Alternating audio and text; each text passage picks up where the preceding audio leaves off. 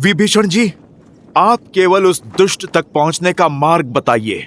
उसके लिए 3 पड़ाव पार करने होंगे। सबसे पहले प्रेत घाटी पार करनी होगी, जिसकी सुरक्षा स्वयं भूत प्रेत करते हैं।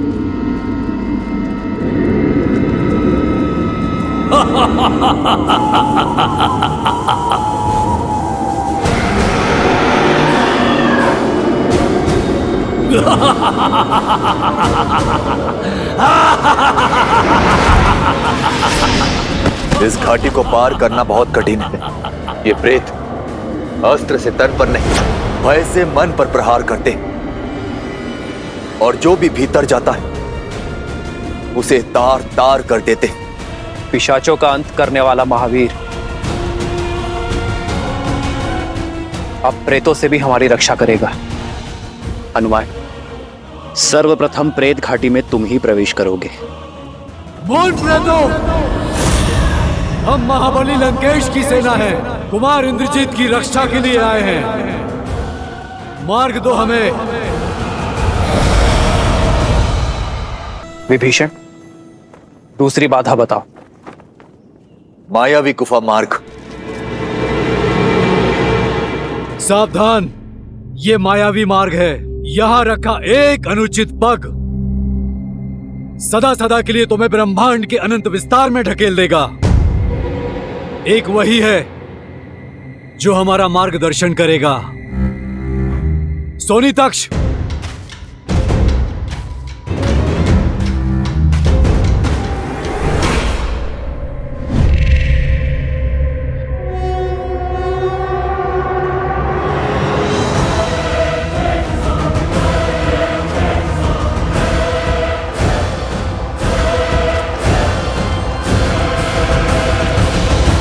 जब माया रूपी अंधकार पग फैलाती है तो ज्ञान रूपी प्रकाश ही मार्ग दिखाता है। लक्ष्मण की दृष्टि सजग है। वनवास में सदैव उसने हमारा मार्गदर्शन किया है। लक्ष्मण, माया रूपी भंवर से तुम ही हमें उभारोगे, तुम ही वहां हमारा नेतृत्व करोगे। विभीषण, तीसरी बाधा बताओ। अंतिम पड़ाव तो सबसे कठिन होगा प्रभु, उसकी भागदौड़ मुझे संभालने दीजिए। आगे केवल एक वाटिका है, वट वाटिका, जहां ना कोई पहरा है और ना ही संकट, क्योंकि आज तक कोई भी पहला चरण प्रेत घाटी पार कर ही नहीं पाया। साधारण सी वाटिका और सामने निकुंबला मंदिर की गुफा, वहां कोई पहरा नहीं। इस वाटिका में कभी पहरा नहीं दिया गया, किंतु आज दिया जाएगा। यदि शत्रु दोनों बाधाएं पार कर यहां पहुंच भी आया तो बचकर नहीं जा पाएगा। घुसना तो दूर, हमारे निकुंबला मंदिर में कोई झांक ना पाए। हमारे भाई इंद्रजीत का अनुष्ठान भंग नहीं होना चाहिए। ओम ह्रीम निकुंबले शत्रुस्तंभ्य पाद्य पाद्य पट।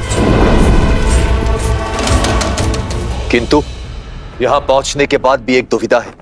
जब तक इंद्रजीत भीतर, तब तक कोई भी उस गुफा में नहीं जा सकता, क्योंकि उस गुफा का द्वार उसकी मायावी शक्ति से सुरक्षित है और इंद्रजीत के बाहर निकले बिना उसके यज्ञ को भंग नहीं किया जा सकता। और इंद्रजीत यज्ञ को पूर्ण किए बिना बाहर नहीं आएगा।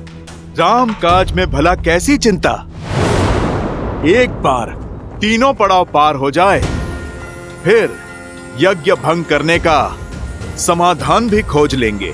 किंतु ध्यान रहे, इस यज्ञ को भंग करना जितना आवश्यक है, देवी मां की मर्यादा और गरिमा को बनाए रखना, उनका सम्मान करना उतना ही आवश्यक है। उन्हें ठेस नहीं लगनी चाहिए। इस धर्म युद्ध में हमने सदा ही मर्यादा का आंचल थामे रखा है और आगे भी थामे रखेंगे। मर्यादा का ढोंग रच रहे उस नर का अंत समीप है। तुम व्यर्थ इतनी चिंता करती हो। मेरा मेघनाद इंद्र की सेना को अकेला परास्त करने की क्षमता रखता है। जिस तक पहुंचने का मार्ग इतना दुर्गम है, उसका द्वारपाल मेरे कुंभकर्ण का पुत्र वीर कुंभ है। माया में निपुण मेरे इंद्रजीत तक वो वनवासी या उसकी वानर सेना नहीं पहुंच पाएगी। यही अभिमान जो आपको अक्षय कुमार पर था, भ्राता कुंभकर्ण और सेनापति प्रहस्त पर भी था लंकेश। पर सबको काल की गोद में सुला दिया उन नरों और तुच्छ वानरों ने। मौन हो जाओ मंदोदरी, तुम्हारे मुख से केवल अशुभ शब्द निकलते हैं।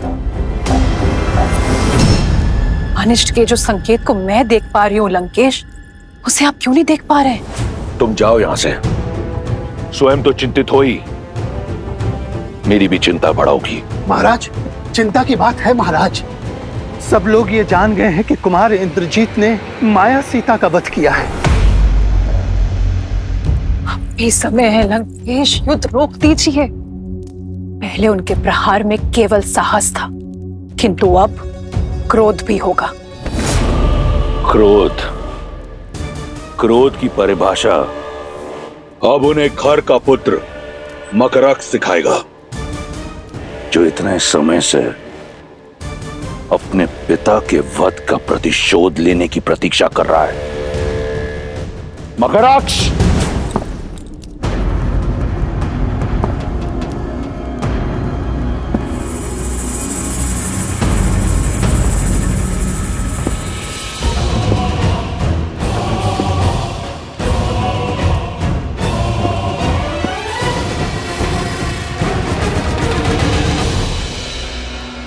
लगता है वो क्षण आ ही गया जिसके लिए आपने मुझे रोक रखा था। अच्छा लगा ये देखकर कि तुम्हें अपने पिता खर और चाचा दूषण का अंत स्मरण है। जाओ, जाकर ले लो खर और दूषण की मृत्यु का प्रतिशोध। काल बनकर बरसो उस नर और उसकी मरकटों की सेना पर। आज का पूरा दिन उन्हें अपने वार के बाणों से व्यस्त रखना, और स्मरण रहे, यदि अवसर मिले तो उन दोनों वनवासी भाइयों का अंत कर देना, उन्हें मृत्यु के घाट उतार देना। आप निश्चिंत रहिए प्रभु, उनकी धमनियों में बहता साहस और क्रोध उनके रक्त बनकर भूमि पर रिसेगा। रणभूमि में शत्रु का इतना रक्त बहेगा कि भूमि में समा नहीं पाएगा।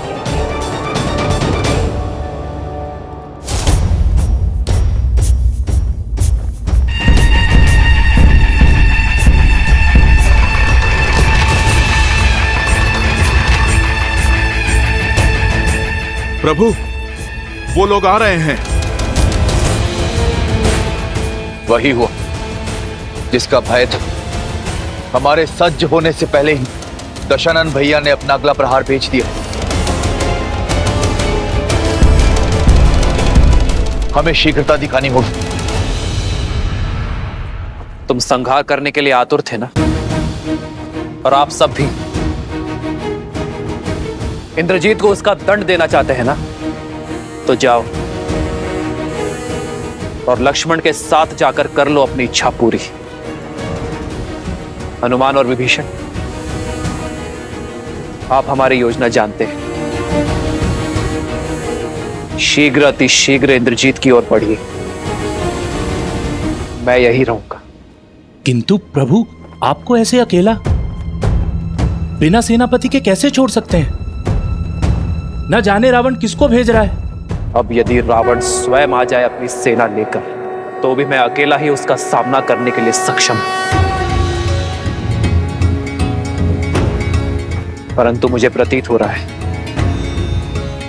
कि आपको वहां सेना की आवश्यकता पड़ेगी, क्योंकि रावण ने अवश्य ही वहां अपनी सेना तैनात की होगी। इसलिए आप सभी सेना लेकर इंद्रजीत की ओर बढ़िए। नहीं प्रभु, लेकिन ऐसे। किसने कहा मैं अकेला हूं हनुमान? मेरे पास आपकी आस्था और विश्वास की शक्ति है, और जामवन जी का मार्गदर्शन मेरे साथ रहेगा। मैं अकेला यहां रावण और उसकी सेना के साथ युद्ध करूंगा। उसे प्रतीत होना चाहिए कि हम व्यस्त हैं। आप सब प्रभु श्री राम पर विश्वास रखो। लंका का द्वार खुल चुका है।